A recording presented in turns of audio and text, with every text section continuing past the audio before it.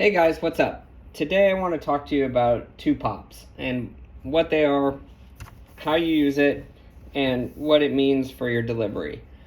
A two pop is just a 1 kilohertz tone that is 1 frame long and placed 2 seconds before the start of a program. It's really just a simple way to ensure that the video and audio are in sync, and especially in today's workflow with remote and latency and a whole bunch of other things, we can't just go by what we hear and see. We need to somewhat mathematically know that we are in sync, and this two pop is a surefire way to do it. So let me just show you a simple way to kind of acknowledge it, work with it, and then attach it to your picture.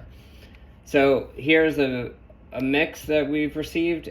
I can see the very first frame has the two pops, so that's what we're going to use, and that will line up with our first frame of our 2 second mark that's before picture start. So in here you can see on a 24 frame per second timeline, here is 48 frames. So this 2 second gap is what precedes the picture and where our mix will basically drop in, because as I said, the 1 kilohertz tone goes on exactly 2 seconds before the start of picture. I can check this by just kind of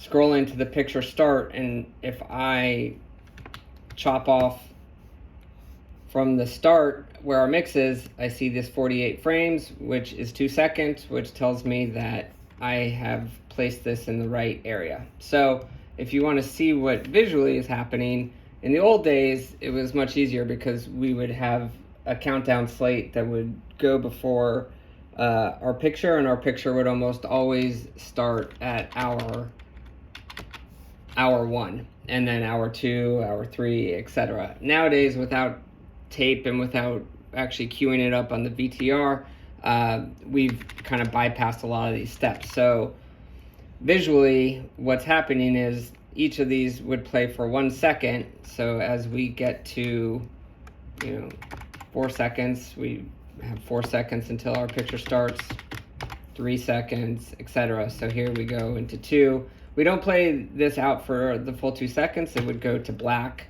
You just have the first frame, which is why we line it up on the first frame, and then the rest would just be black before we start the picture at the 1 hour mark.